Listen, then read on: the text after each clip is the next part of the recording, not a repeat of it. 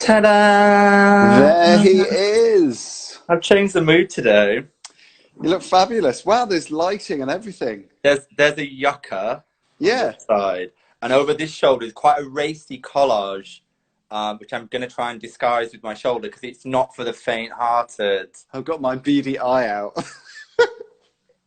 Oh, I can't see there's text over the top of it. Oh, brilliant. That I'll text have is to check later. really covering up a multitude of sins. Let's put it that way. That's the world of Sean Orella, isn't it? Ooh, Through and through. it's one of those, when you get close to it, it's a little real. And that's what I stare at most days in my office. Fabulous. So what's happened to you in the last, well, six days? When did we go live last time? Was it Friday?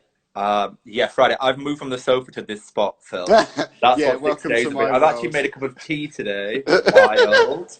No water. We're pushing the boundaries there with the tea. Honestly, yeah. Tomorrow's, yeah. I don't know. Cup of tea today. You seem very high-spirited, though, which is the best way to be, isn't it, in these times? Yeah. I've spent the day doing some work, and then I've just been making nice playlists on Apple Music, which actually is always the nicest way to spend a day. Yeah, absolutely. So what are you rating at the moment? Well, actually, first and foremost, I transposed, that's a big word for me, transposed all of our unflopped wins that were on Spotify onto Apple Music, which is quite a task, actually. But Rather it you and allowed me. to just poke around a bit and listen to some of those old songs from years ago, which we unflopped and are absolute bops. They're really amazing. You've got to be careful with your neck because you get neck strain doing that sort of thing. I know. Trust me, I know. I've had that over I the can last only few imagine. days. So. Yeah, hunched How over the is your sofa. neck? It's better. It's better. I bought one of those neck pillows with lavender in that you stick in the microwave for a minute and a half, and it's worked wonders. When really you put it in the needed to know microwave, is the lavender already in, or do you like the lavender? How does it work? Well, it's a bit because the lavender's the smell has gone since I've been using it, so it's a bit. I think they need to change their wording on their sales description. Essence of lavender. Essence of lavender that lasts 2 days. Maybe they should put a little disclaimer. Well, in in these tough times, 2 days is enough, Phil. Yeah. Be grateful for what you get. Exactly. We should say to everybody who's just joined us, hello to everybody, by the way. This is another everyone. Boys on Film review. We did one with Raj this morning, which was good fun. So that is now on YouTube. So check out Phil Marriott on YouTube, and you can find that to watch now.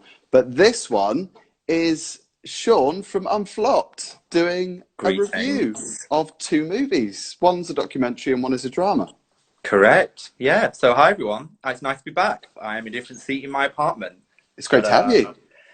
Really happy to be here. I've got a cup of tea, so I'm happy as Larry, to be honest. Stick a gin in there. Actually, gin and tea doesn't work, does it? Gin and a tea. Ooh, Phil. So, should we start with System Crasher? I haven't seen either of these, by the way. I've seen a very tiny part of Transkids. Right. The online player that I was using kept booting me off, so unfortunately I couldn't see it. Okay, so it's over you, Sean. Wow. Well, let me start by saying this movie is not for the faint-hearted. It follows the story of a 9-year-old girl by the name of Benny, who is in the social care system in Germany. And the term system crashes is someone who comes in and out of care a lot. And the story follows Benny really trying to achieve her ultimate goal, which is to get back to her mum. It's the portrayal of her story, I have to say, for the young actress that plays her, called Helena Zengel, is harrowing and heartbreaking at times. It's a movie that I recommend watching in the same spirit that you would watch maybe Lilia Forever or elements of Run Lola Run. It's a heavy movie, but it's pretty impressive. Because a lot of people would probably avoid a movie like this during this time, because obviously they want something a bit more uplifting, a bit more upbeat. Are you generally watching more comedies at the moment because of these, I'll say, dark times?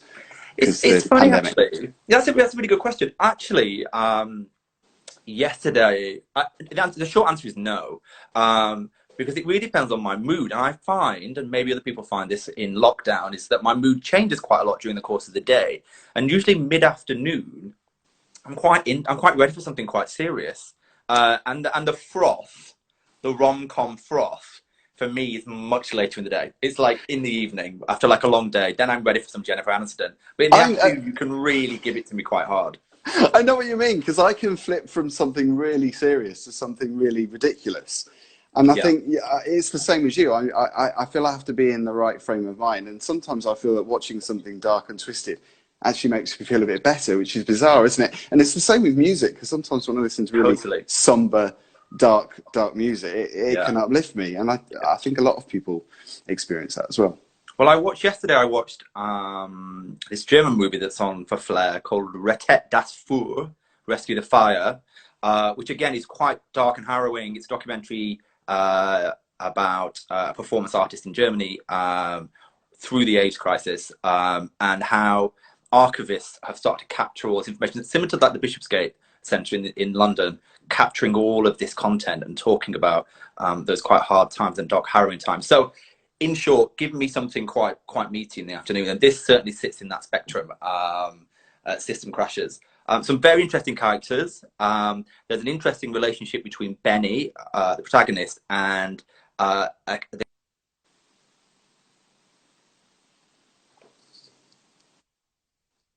key character called Misha, who really has the time and commitment to try and help Benny through these quite difficult times. And you get a sense that he's obviously experienced something similar in his youth and childhood because of the level of commitment he gives him. And what you do see is a care system, which is not just in Germany, but all over, that's struggling to be able to give that level of commitment. So the movie is very powerful. But I'm just preparing people, you have to be in the right mindset to watch this movie. So almost like a Ken Loach movie, where it's almost like a reflection of what's actually happening in real life. Very much so, very much so. So it's very real.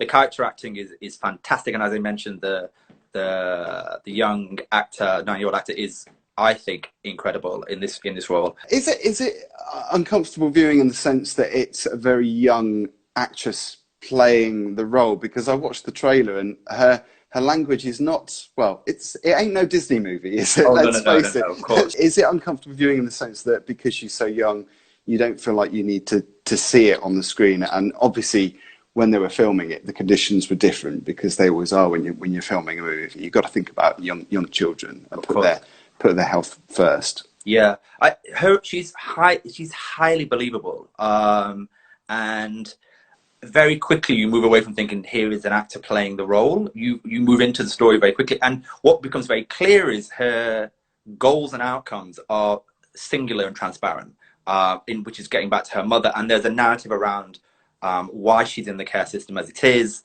and then you see all these highs and lows of options of her coming out of the care system or not, and yeah, so it's a very believable and quite hard-hitting movie.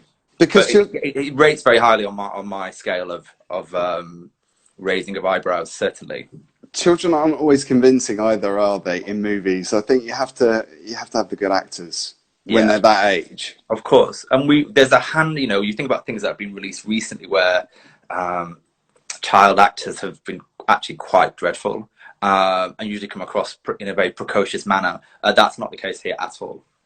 So what is your overall verdict, Sean Vickers, from Unflopped podcast? Oh, he gets a high score for me. I think it's a decent 8 out of 10. And I will watch it again for sure. And actually thought about watching it again recently, just because it's got a lot of depth, and I'm not sure whether I've captured all that depth. And I think a second viewing would be essential. Is it something that you go back to as well and appreciate more the second time round? Because a lot of films like this, they stay with you. True. If it's quite thought-provoking and quite a dark subject, it can be something that plays on your mind for a few days. Well, I think because now that I've been through and gone through the start, the middle, and the end, and I know the narrative, I can probably relax into the movie more, knowing the outcome. And so I would probably then pick up on all the nuances of the storyline. But it is quite hard-hitting. So at the time, you're really just sucked into this character, and a lot is going on. So yeah, I think second time around, once you've watched the narrative, I think then you would really get into the nuance of the film, which for me may go up in its ratings. But my first viewing was a very solid 8 out of 10. And I don't know about you, but I always find that with subtitled movies and TV programs as well, I always concentrate on that more. So, because obviously you've got to read what's on the screen, you can't just fall asleep on the sofa, which is what I do most of the time. Very true. Although this film has a physicality to it. and that's part of the way that she portrays this character. It's a very physical movie. So yeah, there's a lot going on. There's a lot for your brain to process. So it's one of those. Don't watch it with a hangover. don't watch it if you're having a bit of a wobble. Like you've got to be in the right frame of mind for this. Fabulous. So that's System Crasher. Transkids is documentary, which is, I was going to say, probably longer than most documentaries. It's about an hour and a half, isn't it, this?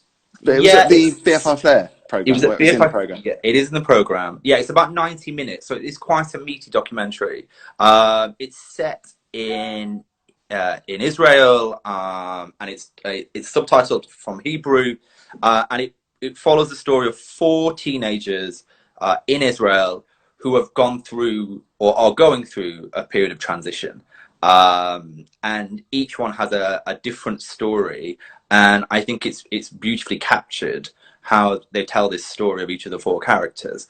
And yeah, it is a long documentary, but there's quite a lot in here around what would be a coming of age story. It's a coming of age documentary, but it's layered with so many interesting elements and intersectionality, not just about being trans, but also about religion, sexuality, the idea of family, and all of these cross sections come through the stories and the 4 protagonists that are in the documentary. And I guess from what I've seen as well, elements of this documentary, because the title is Trans Kids. Kids is quite a loose term because obviously these are teenagers, but I think to a certain extent it gives them a little bit of a disservice because these young people are incredibly intelligent and they've gone through such a massive experience as well. And I think it's inspiring for people because obviously documentaries like this are massively important because people going through the same kind of experience will get a lot back from it because they're going through the same thing. Of course. And you know, they're broadly 16, which is a riotous age for any teenager. And so you have this narrative of transition and these 4 individuals kind of steadfast in who they are, rightly so. And then the backdrop of basically being a teenager. So, and what that means and how just being a teenager is actually more impactful on their lives than being kind of true to who they are, their authentic self. So it's quite incredible to watch, and there's some really quite touching moments in there with some of the characters, and also some quite hard hitting ones. One of the characters, Offrey, there's a moment where he's having quite a frank conversation with his father, and his father says at one point, "If I knew what I know now, you may never have been born."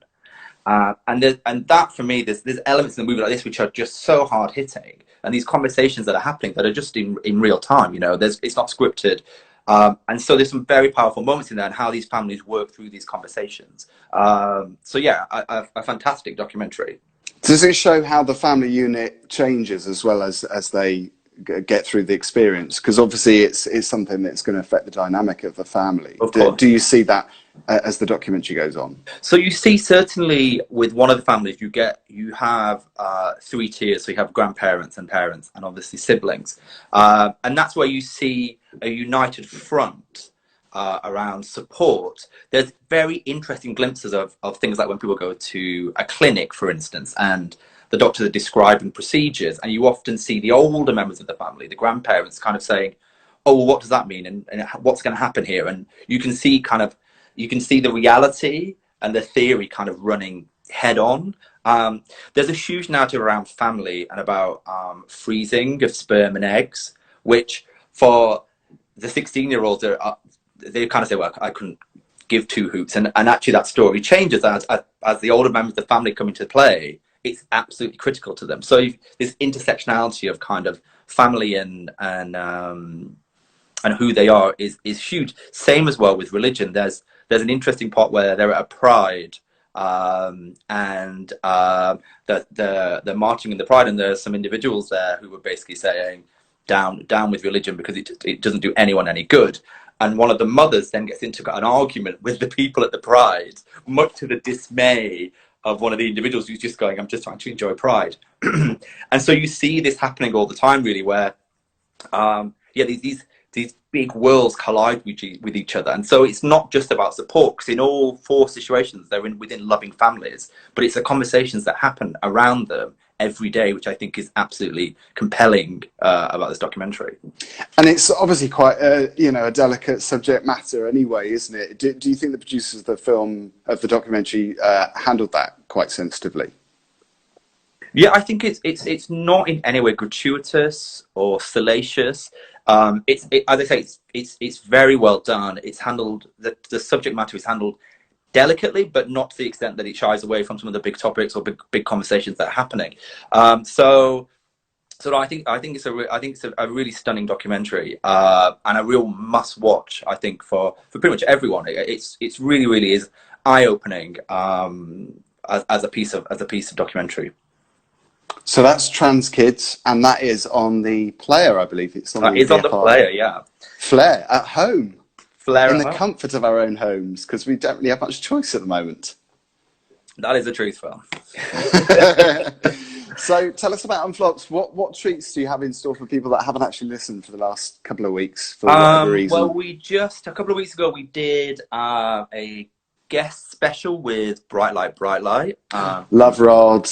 So Rod was on. It was interesting because we were recording and he had to get to the airport that evening, which was the last flight to New York. Otherwise, there would have been a lockdown. So there was a sense of pace about recording our podcast that day. But it was a fantastic episode, and obviously, bravo to Bright Light, who has a new single out at the end of last week, which is fab. Oh, it's great! It's such a great track, isn't it? I love him. I've seen him a few times. He's really getting noticed now, which is great as well, because he's been doing this for a while, but he's always been up until now, he's always been under that level of kind of not enough people knowing about him, and now he's got there. Yeah, of course. And he joked about on the podcast going, I know why you've had me on, because I've never had a top 40 hit either. So that worked really well. But it was a great episode, and I'm glad he got back to the US, which is fab. And we recorded our first digital episode. We've had a lot of questions from our listeners about whether we can continue as a trio. And we managed, thanks to Ben, who's our editor, to, I think, fingers crossed, pull together an episode that we did virtually. So let's see, but we are very hopeful. That is a massive challenge, isn't it? Because you're so used to being in the studio all together, and you've got to work differently now. Well, you all know this. You all know this, right? You work off people's visual cues, so you can kind of feel when you're going to come in and out of a conversation, or whether someone's in full flow. And it's difficult when you're on a flat screen. It's just you just don't pick up those nuances. And so, we think we've managed it. So if it works, we'll continue to put out episodes. We've been speaking to some interesting people this week about being guests. So the world of Unflopped continues. You are true professionals. Just going to keep pushing on forward. People need content, and we need pop music. So we do. We need it more than ever at the moment. Definitely. Yeah. Listen, Sean. It's so brilliant to have you on this, because we did this for the first time last Friday, and we've got a few more. We're probably going to keep this rolling. Well, we've got a few more, definitely. However long you want to do it. If you want to keep doing this, because we'd love to have you. Of course. Well, I'm happy to. Next time I'm going to be in a different location. I might just be sat on a kitchen top or something. Really mix it up a bit. But we'll be back. We've got more films to talk about. So fabulous. Let's do it. So people can find you at Sean Orella. On my own personal brand, Sean Orella. On everything. And then Unflopped Pop on all of the socials. Unflopped.com for the website, and come through on the DMs. Amazing. And people can also hear what we do on Gadio as well, which is if you're FM, DAB, it's online, gadio.co.uk, so you're on the radio too. Unbelievable. Who knew I'd make it and I'd be in quarantine? Well, I was going to say that would be your next step with Unflopped, but you're already doing it, aren't you? I mean, podcasts are radio in a sense, aren't they? They're just like they're like a version, aren't they? Really, but who knows? I mean, we've got. I guess the big thing for us is, hopefully, fingers crossed, is our big live show in November. That's fantastic. But are you allowed to tell us? Do you? I can. No, it's in the domain of the universe. Wow. We are doing a one-off live show at Shoreditch Town Hall in November. That is fantastic. And you did you do an event recently before all We this chaos did, happened? yeah, we did. We did a pub takeover. Was that King's Arms? We took over the King's Arms, which is a pub in Soho, I love that frequented pub. by hairy men. And we did a full takeover of their quiz. So we did an Unflopped quiz, which was a real lol. Do they still do the karaoke there on a Sunday? I remember They they do. used to do. Karaoke. Have you ever taken part in that? I you know what, I used to, and what I've realised is everyone's so good. I'm kind of shamed to just kind of sit on the sidelines and politely clap. You know what's coming next, don't you? I'm going to ask you. Go on, do a tell me. rendition of ... Oh my god, please don't do that, Phil. I've not had enough tea. It's always good to see you, Sean. Thank you, Likewise. everybody, too, for coming on and Thanks, everyone. viewing us. And yeah, maybe we'll do a quiz at some point or questions. Maybe we will. That could be Wonderful. fun, couldn't it? Yeah. Okay. I'm going to leave you with your rather naughty background now. I still haven't found out what that is. What I still is it? can't see it. I've got these on and it doesn't make any difference. Best not to know, Phil. Thanks, Sean. Lots of love. All right. Take care. Take care. Bye, Stay everyone. safe. Bye, Bye. bye everyone. Bye bye.